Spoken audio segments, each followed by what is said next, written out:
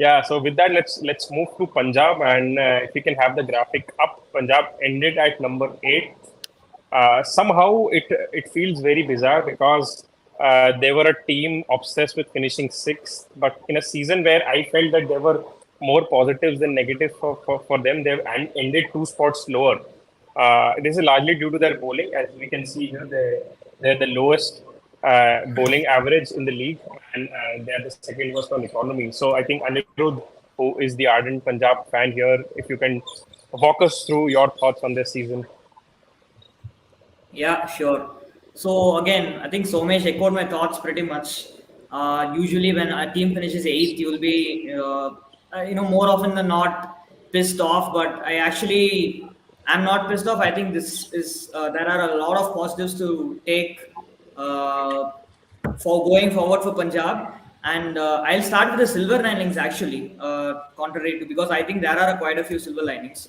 So first of all, they have a fantastic young core, not just batters but all round the team. And one thing which is very pleasing to see was how much the management invested in the young core, and that paid off.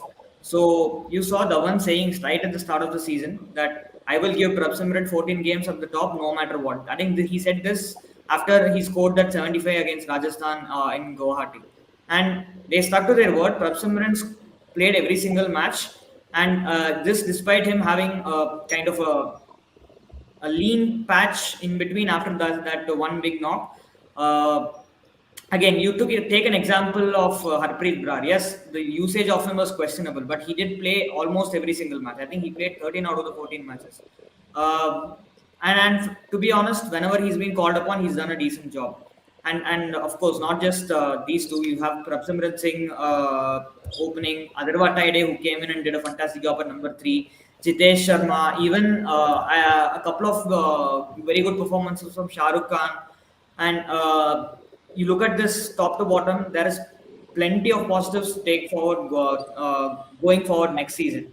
So that is a big silver lining. And of course, there is one more silver lining, and I feel is Nathan Ellis, uh, who again credit to Punjab's management. They backed him over Rabada. He played more matches than Rabada. They did not fall for the Rabada is our 9 crore signing and we have to play him trap. They played Rabada in only the right conditions, or the conditions which they thought he would like, and more often than not they went forward with Nathan Ellis.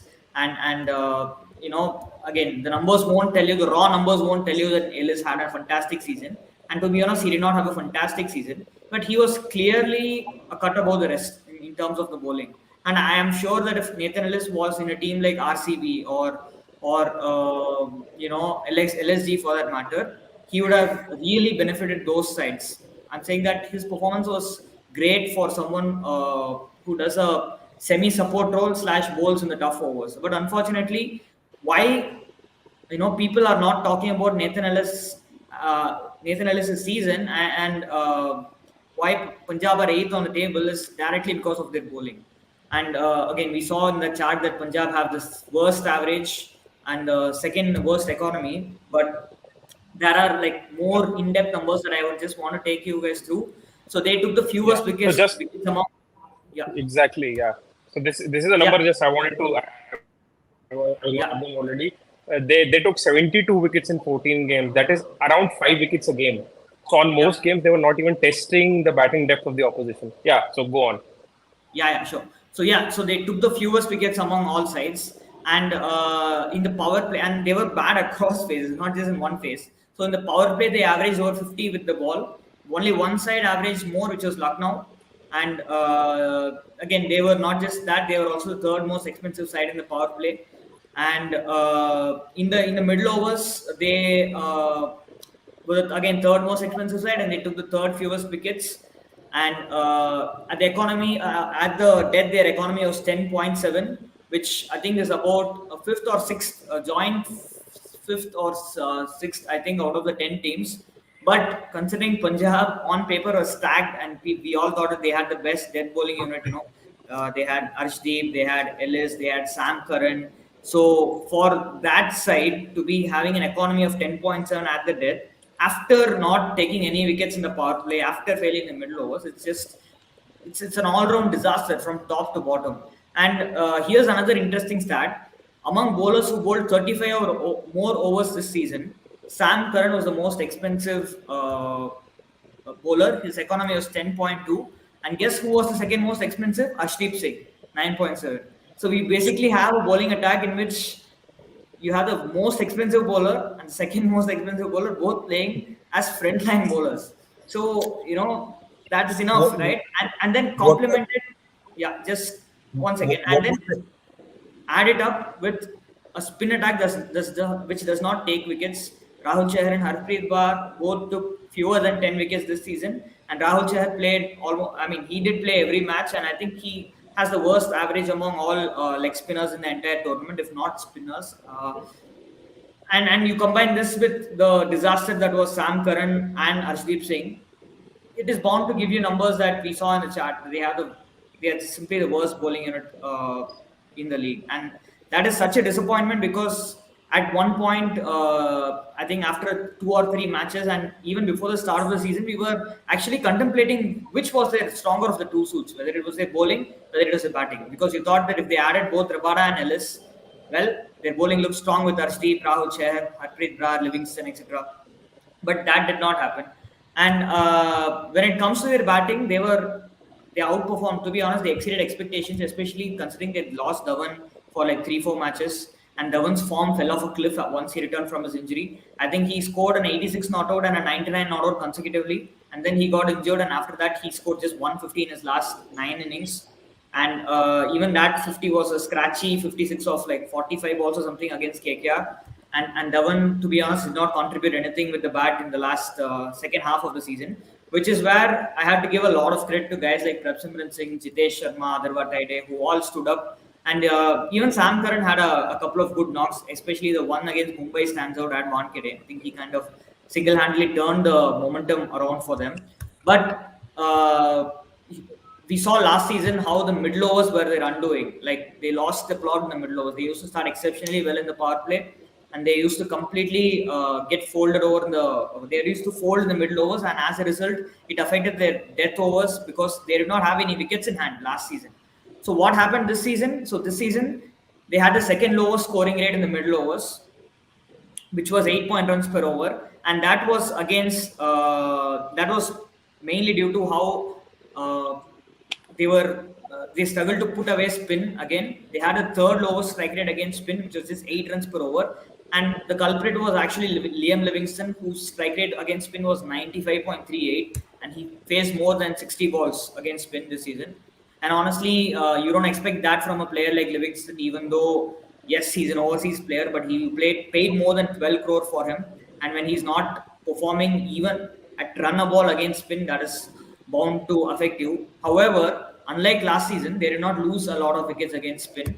So they did not collapse. Their average is around, in the middle overs, if you look at their average against spin, is around 26, 27, which is on par with like most teams except a couple of teams which have over 35, 40. So they have been par when it comes to not losing wickets, but in terms of scoring rate, they have been extremely down. But I think what's happened is that because they have not lost wickets this time, they have been actually able to accelerate at the death, something that they were not able to do last season. So this season, their scoring rate at the death has been 11.9, which is the best among all teams. So again, you look at guys like Jitesh, Livingston, and rarely did Punjab, collapse spectacularly like they did last season. So they kept wickets in hand, and of course you have the impact player rule giving you the added batting depth as well. So they put that to use very well. Before I get to potential releases, I think Gurkirat wanted to make a point, so I'll just. No, I wanted to ask you a question about what were the strike rates of Sam Curran and Arshdeep. I just wanted to ask you that. Uh, I'm not sure about the. I mean, I've not looked at Yeah. the exact. Yeah, So Sam Curran's strike rate was 28.7. So yeah, essentially not even a wicket a game, and he was going at an economy of 10.2. With Arshdeep, I exactly. think strike rate was not an issue. It was mostly his economy. And yes, Sam Curran did not take a single wicket in the power play in the entire season. So yes, Yeah. questionable usage of Sam Curran in the power play was questionable. Whether he should have taken the new ball in certain instances, whether he should have bowled the fifth over, sixth over. But at the end of the day, 18.5 crores when you've paid for a player, returns like this with the ball are like unacceptable, and that probably contributed the most to Punjab's downfall this season. And there's one more important point I have to mention, which I think is not even a subplot, but it should be like one of the main plots for Punjab from this season, which was Shikhar Dhawan's captaincy and certain tactics extremely questionable. Again, that match against Kolkata Knight Riders at Eden, where Harpreet Brat took the wicket of Jason Roy. He had one for four after 1 over, and as in 4 runs conceded, 1 wicket taken, and then the ball was gripping and turning a lot on that surface. But Dhawan did not give him an over again because two left-handers were batting, and instead he decided to go with Liam Livingston, and probably that was one of the few turning points for Punjab in that season. And there's one more thing that Punjab did not do well was use Sikandar Raza really well, because again it was they had some kind of a love-hate relationship with Raza. They played him in a few matches. He won them some matches, and then they dropped him. They did not give him a run. They picked him, they dropped him, they picked him, they dropped him, and they did not know what to do with him. So unfortunate for Raza, even though he, from a personal point of view, he did all he could to contribute. So yeah, so looking forward to next season. I think they will definitely be stronger when once Johnny Bairstow comes back full. He'll be fully fit, so he'll be back to the side. Now the question is what they do with Bairstow, what they do with Prabhsimran and Dhawan. There is a traffic there. Do they play Bairstow in the middle order? Do they stick with Bairstow? Sorry, do they stick with Dhawan and Prabhsimran, or do they open with Bairstow and Dhawan and push Prabhsimran to three, or they open with Prabhsimran and Bairstow and let go Dhawan, and there are like this is one issue they need to solve. So that is there, and but I am, in my opinion, they need to release Rabada. That will save them 9.25 crore. There is no point in keeping Rabada. He's been substandard in the IPL for like 2-3 years now, and even this season he was second to Nathan Ellis and Sam Curran both. They were clear that they would much rather play Sam Curran for 14 matches, even though he was going at over 10 economy than Rabada, who also by the way went at over 10. And again, he's if they've paid 9.25 crore for him, Rabada probably, when you consider his actual performance, he's probably been worth around like 2.53 crores, not more than that. So they need to let go Rabada for sure. And they already have 12.20 crore remaining, by the way, in their purse. So releasing Yeah. Rabada would add another 10 crore to it. That's like 22 crore. And one more potential release, I would be, again, it's like I would be really tempted to release this player, which is Shah Rukh Khan as well, because I know they invested a lot in him, but it's not like he's clinched his opportunity every time. I know he plays a very tough role, but it's been like 3 years now, and he's played fewer than 5 impactful knocks, in my opinion, across 3 seasons. And even this season, he played a great knock against Lucknow. But apart from that, I mean, he's not done. He's not justified his price tag at all. So, okay, if he was a 2, 3, 4 crore signing, you could have kept him. But when he's a 9 crore signing, you surely expect more from a 9 crore signing, and that would push their budget to over 30 crores for the auction. So I think I'd be really tempted to release Shah Rukh Khan as well. Nothing else, I guess. I mean, I I just have a question here. So, I mean, I think releasing players is the easier job, right? I mean, what is the type of player that you would want them to hire? What is the role that you feel that would be really helpful, because they already have twice more the amount of money than any other team. So I don't think money Yeah, is an issue here.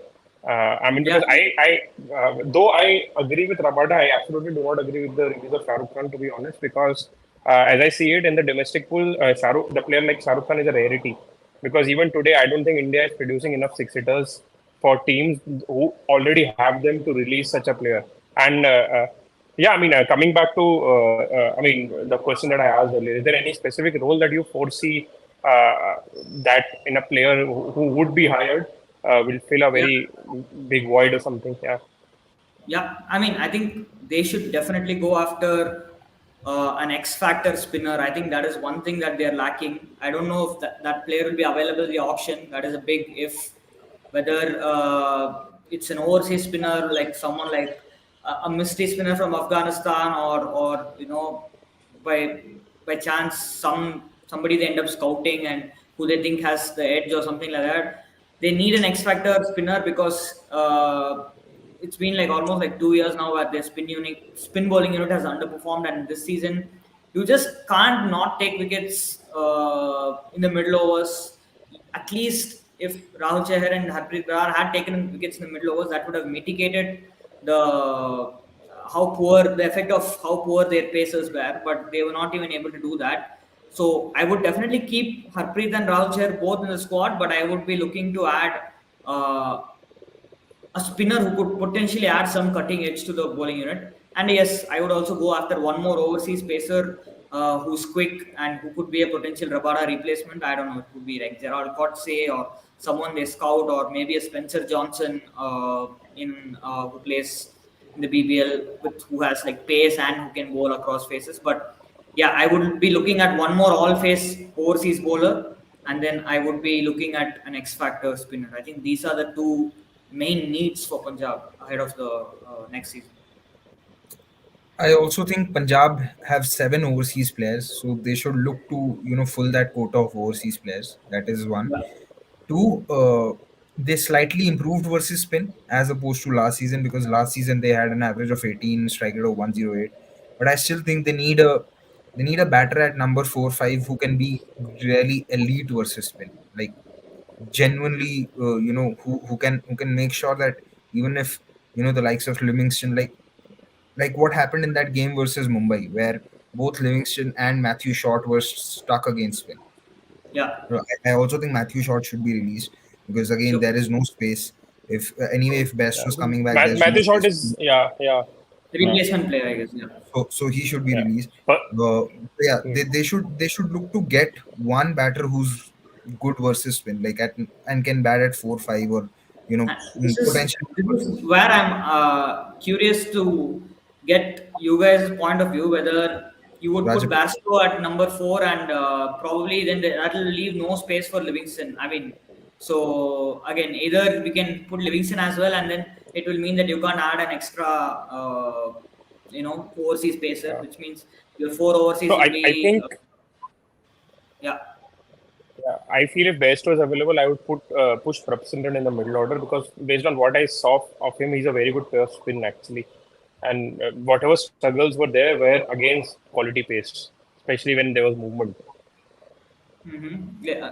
That is interesting. I mean, Hmm. worth experimenting. But yeah, this is again, this will be down to how they can solve this problem, because the pieces are there. It's about how they put it together now. And again, hopefully next season they can put it together, and because this is actually a team with potential.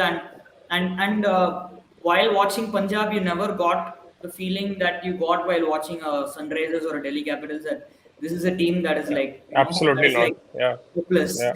So yes, Yeah. that way, I mean, dare I say there are a few teams who have qualified who were less watchable than Punjab, to be yeah. really honest.